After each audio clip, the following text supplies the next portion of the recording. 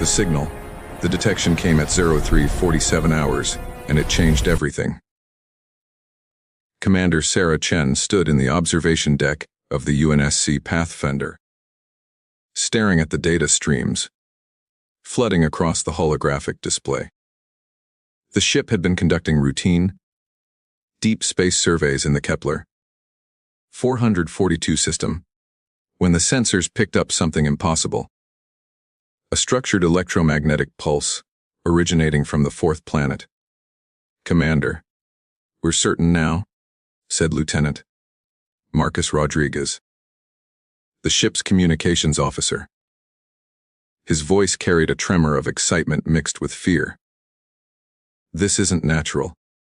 The pattern repeats every 47 seconds. Mathematical progression. Prime numbers." Sarah nodded slowly, her mind racing through protocols that had been theoretical until this moment. In 200 years of space exploration, humanity had found microbial life, ancient fossils, and promising biosignatures. But never this. Never a signal that screamed intelligence. "How long until we're in orbit?" she asked. 16 hours at current velocity," replied Navigator Chen. "No relation, though they joked about it. We could push the engines harder." "No. We approach carefully. Standard protocols." Sarah turned to face her crew. 23 men and women who had signed up for survey work, not first contact. "This is what we trained for. Every simulation, every drill. We follow procedure exactly." The Pathfinder was a research vessel, not a warship. It carried defensive systems, but its primary weapons were sensors, laboratories, and one of humanity's most advanced AI systems for linguistic analysis. If this signal was what they all suspected, those tools would matter more than missiles. As the ship adjusted course, Sarah retreated to her ready room and initiated a priority transmission back to Earth. At this distance, the message would take 9 hours to arrive. By the time command responded, they'd already be in orbit. She was alone out here, and the weight of that responsibility settled onto her shoulders like lead. The hours crawled by. The crew worked in focused silence, running every diagnostic, checking every system, preparing every possible scenario. The signal continued its steady pulse, unchanging, patient, waiting.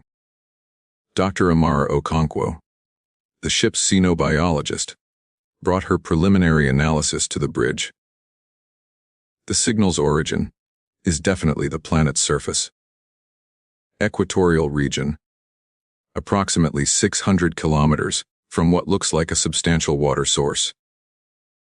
The atmosphere is breathable, nitrogen-oxygen mix, similar to Earth. Temperature ranges are within human tolerance. Life signs? Sarah asked. Inconclusive. The planet's ionosphere is creating interference. We'll need to get closer, maybe send down probes. Sarah studied the planet growing larger on the viewscreen. It was beautiful. Swirls of blue and green, white clouds drifting across continents. It looked so much like Earth that her chest tightened. "Commander," Rodriguez called out, his voice sharp. The signal just changed. Every head on the bridge turned. The steady pulse that had repeated for hours suddenly shifted. New patterns emerged, more complex, layered with harmonics. "They know we're here," whispered Navigator Chen. Sarah stepped forward, her hands gripping the railing. "Rodriguez, can we respond?" "Yes, ma'am. We have the transmission arrays ready." "Then let's introduce ourselves." The next hour became a careful dance of mathematics. Humanity's first conversation with another intelligence consisted of prime numbers, basic arithmetic progressions, and simple geometric shapes encoded in radio waves. The responses came back quickly, each one building on the last. Whoever, or whatever, was down there understood mathematics the same way humans did. Some things, it seemed, were universal.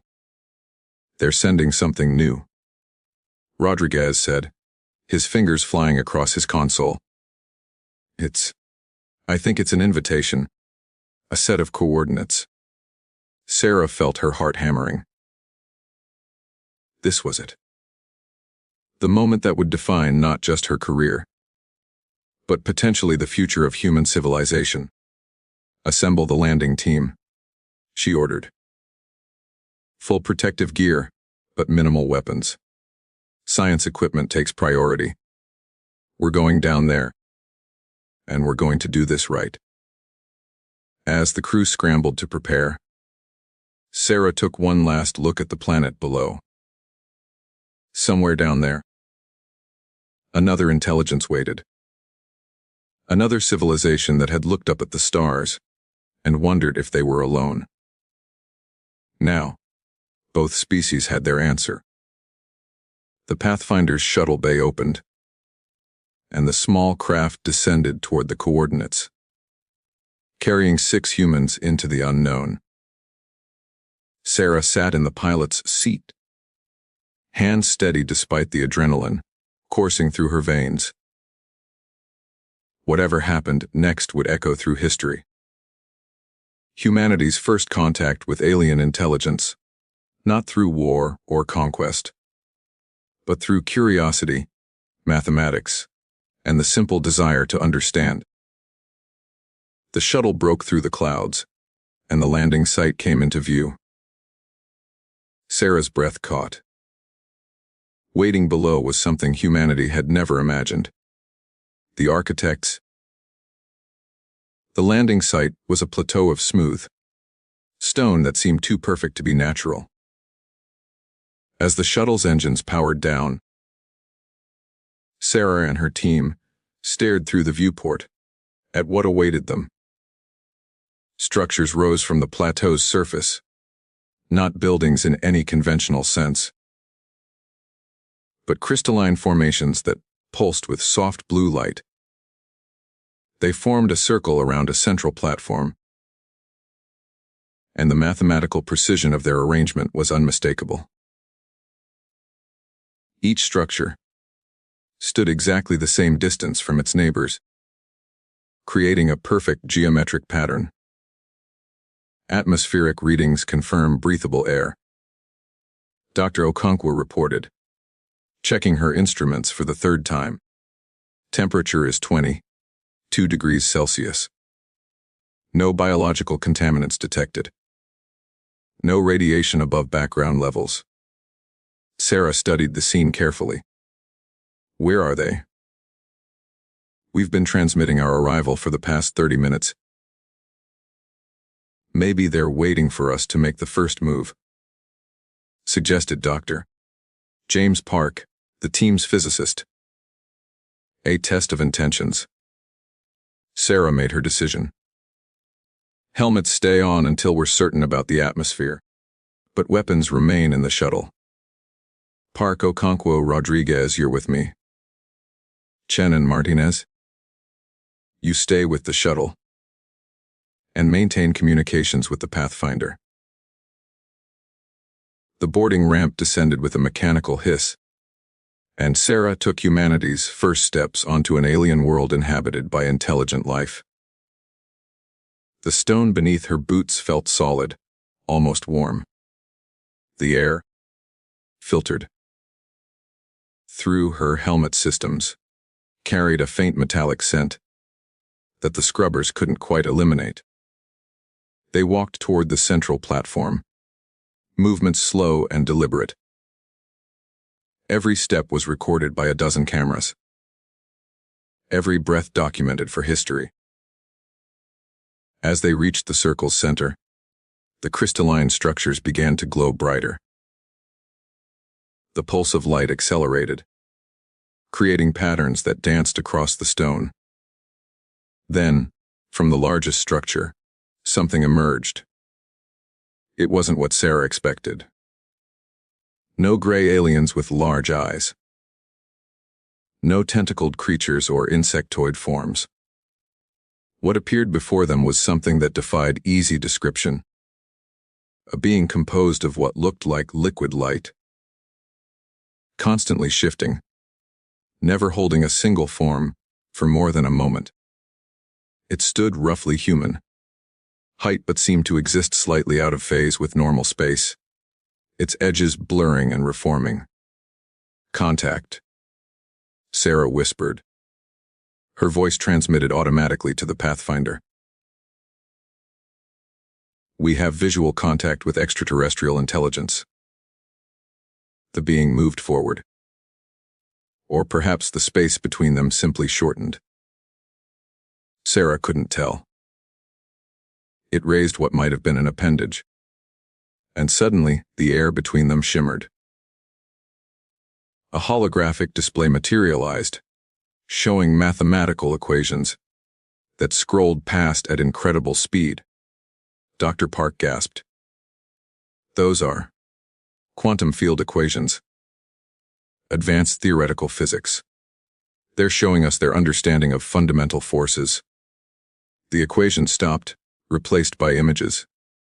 A planet, this planet, as it had been millions of years ago. Oceans teeming with life. Then the images shifted, showing the rise of civilization, the development of technology, the reaching toward the stars. But then came something darker. Another species appeared in the images, arriving from deep space. The scenes that followed showed conflict, destruction, and ultimately, a desperate choice. The original inhabitants of this world had transformed themselves, abandoning physical form to become beings of pure energy, hiding in crystalline structures that could survive eons. They're refugees, Dr. Okonkwo said softly. They transformed themselves to escape extinction. The being pulsed with brighter light, and new images appeared. Ships, massive vessels that looked like they'd been grown rather than built. The enemies that had forced this transformation. And then, a warning. Those same ships, still out there, still hunting, still consuming worlds. Sarah felt ice form in her stomach. Are they asking for help? Or warning us? The hologram shifted again, showing Earth. Then it showed human ships spreading outward into the galaxy, moving through space with primitive, but determined technology. The being highlighted humanity's vessels, then showed those predatory ships again. The message was clear. Humanity was on a collision course with something ancient and terrible. Rodriguez stepped forward, his voice tight. Commander, this could be a trap. How do we know any of this is real? Sarah considered his words carefully. Trust was the most dangerous thing to offer in first contact. But fear was perhaps even more dangerous. She removed her helmet. Commander. No. Docker. Okonkwo shouted. The air was cool and crisp, filled with that metallic tang she'd smelled through the filters. Sarah took a deep breath, and nothing happened. She didn't collapse. The atmosphere was exactly what the sensors had promised. We came here in peace, Sarah said, knowing the being couldn't understand her words, but hoping it would understand her actions. We came to learn, not to conquer. If what you've shown us is true, then humanity needs to know. We need to prepare. The being of light pulsed. And suddenly Sarah felt something brush against her mind. Not painful, but startling. Images flooded her consciousness. Not just pictures, but knowledge. Understanding, The being was called Varane, one of thousands who had survived the transformation. Their civilization, the architects, had once spanned dozens of star systems. They had built wonders that made human technology look like children's toys. And they had been nearly destroyed by something that called itself the consumption. A hive intelligence that devoured organic life and converted entire planets into raw material for its expansion. The architects had been watching humanity's development for centuries, waiting to see if these new arrivals in the galaxy would be different, waiting to see if humanity would be allies or simply more prey for the consumption. Sarah gasped as the contact ended, stumbling backward. "Doctor." Park caught her arm. "I understand now," she said, her voice shaking. "They've been alone for so long, hiding, waiting. They need to know if we're worth saving." The being, Varane, pulsed again, and the hologram showed something new. A device, crystalline like the structures around them, but smaller. Portable. It rotated slowly in the display, and Sarah understood its purpose instantly. It was a communicator, a translator, a gift, and it was a choice. Take it, and humanity would gain knowledge that could save them from the consumption. Take it, and humanity would also become responsible for helping the architects reclaim what they'd lost. Sarah looked at her team. Rodriguez looked skeptical. Dr. Park was calculating probabilities. Dr. Okonkwo had tears in her eyes. "We didn't come out here to turn away from the truth," Sarah said. "Whatever that truth is." She stepped forward and reached for the crystalline device. The moment her fingers touched it, everything changed. The awakening. The crystalline device felt warm in Sarah's hands, pulsing with rhythmic light that matched her heartbeat. The moment she made contact, information flooded her mind, not overwhelming, but deliberate, like someone carefully pouring water into a glass.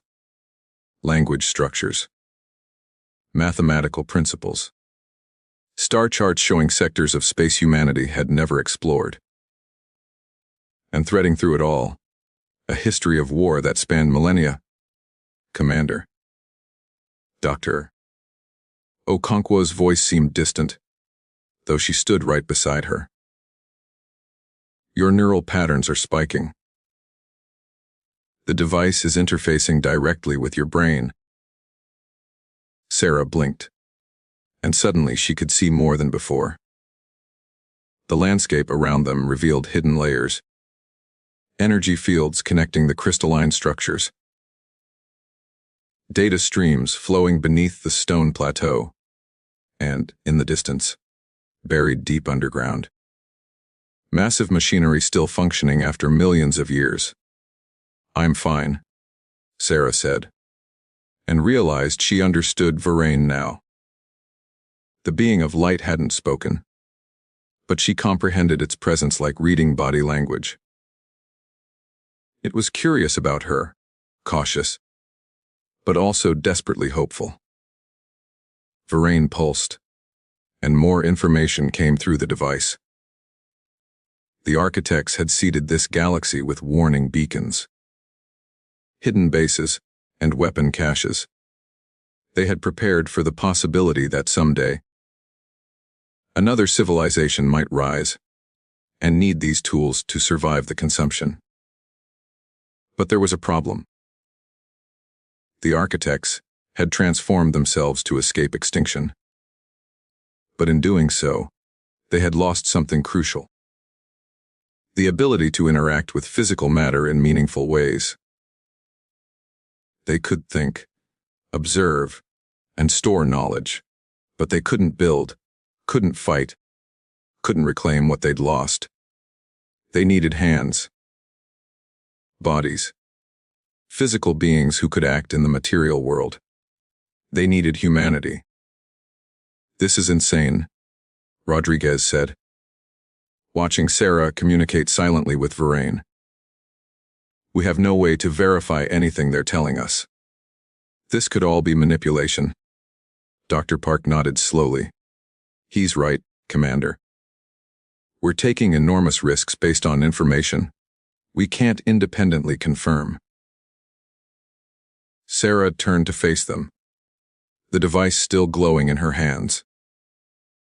"You're both correct to be skeptical. That's good science.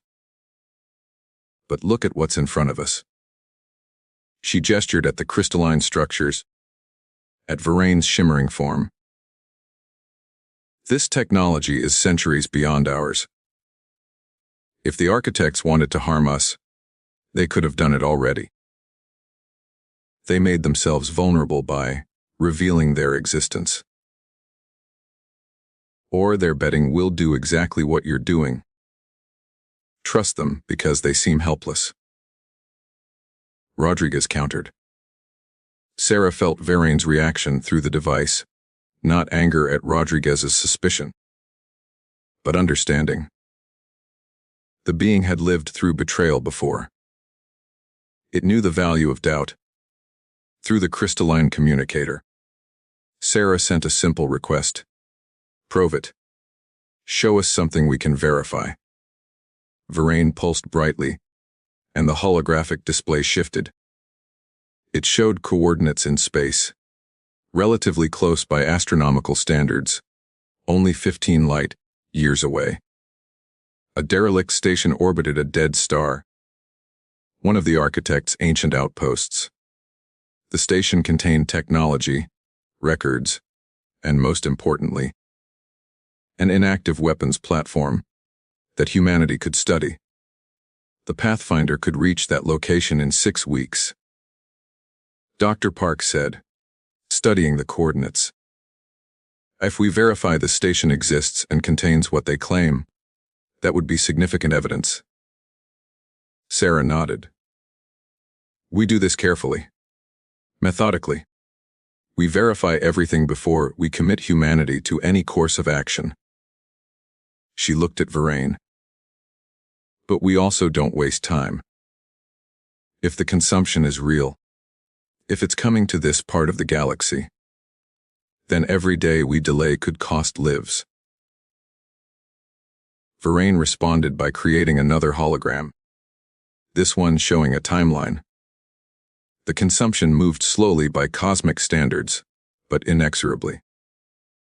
Its scout ships had been detected in neighboring star systems. Based on their pattern of expansion, they would reach human-controlled space in approximately 200 years. 2 centuries. Dr. Okonkwo said. "That's actually a lot of time. Why the urgency?" The hologram shifted again, showing something that made Sarah's blood run cold. The consumption didn't just arrive and attack. It sent infiltrators first, microscopic machines that could replicate using any carbon-based matter. They spread through a civilization's infrastructure over decades, hidden, growing, waiting. When the main fleet arrived, the infiltrators activated, and resistance became nearly impossible. "They're already here," Sarah whispered. "Aren't they?" Varane's confirmation came through as pure certainty. Consumption infiltrators had reached human space approximately 40 years ago, likely arriving on meteorites or captured comets. They were dormant now, spreading slowly, waiting for their population to reach critical mass. Humanity had 2 centuries before the main fleet arrived, but perhaps only decades before the infiltrators activated. Rodriguez's skepticism cracked. "If that's true, we need to warn Earth immediately. Every colony, every station, every ship needs to begin scanning for these things." "And how do we explain where we got this information?" Dr. Park asked. Command will demand proof. They'll want to study the architects, verify every claim. That process could take years while these infiltrators spread. Sarah felt the weight of command pressing down on her again, heavier than before. She was one person, in command of one ship, making decisions that affected all of humanity's future. Through the device, she felt Varaine's emotion. It wasn't quite empathy, but something close. The architects had faced similar choices once, long ago. They had hesitated, debated, tried to verify everything before acting. They had lost entire worlds because of that caution. We split our approach. Sarah decided. The Pathfinder goes to the derelict station to verify the architect's claims. Meanwhile, we send a priority transmission to Earth, explaining what we've found, including the threat of infiltrators. We give command all our data and let them decide how to proceed. And the device? Dr. Okonkwo asked, looking at the glowing crystal in Sarah's hands. It comes with us. If it's really a translator and information source, humanity will need it to communicate with the architects and understand their technology. Varaine pulsed with what Sarah interpreted as approval. The being gestured toward the other crystalline structures around the plateau. More devices emerged from them, 6 in total, each one pulsing with the same rhythm as the first. One for each of us, Dr. Park said quietly. They're distributing the knowledge, making sure that if something happens to one person, the information survives. Sarah distributed the devices to her team. Each one bonded with its holder, creating an instant connection. She watched her crew members, expressions change as they accessed the information. Wonder, fear, determination, all flickering across their faces. This changes everything, Dr. Okonkwo said, staring at the device in her hands. Not just military technology, but medicine, engineering, energy generation. The architects are giving us centuries of advancement. At what cost? Rodriguez asked. What do they expect in return? Through the device, Sarah felt Varaine's answer: survival. The architects wanted to survive, to eventually reclaim physical form, to rebuild what they had lost. But they also wanted revenge. They wanted the consumption destroyed, eliminated, prevented from devouring another civilization. And they believed humanity, violent, resilient, innovative humanity, might be capable of doing what the architects themselves could not. Sarah looked up at the sky, where the Pathfinder orbited invisibly beyond the clouds. In a few hours, they would return to the ship and set course for the derelict station. In a few days, her report would reach Earth and change human civilization forever. Let's go, she said to her team. We have work to do. As they walked back toward the shuttle, Varaine and the other architect survivors watched from their crystalline structures. For the first time in millions of years, they felt something they had almost forgotten.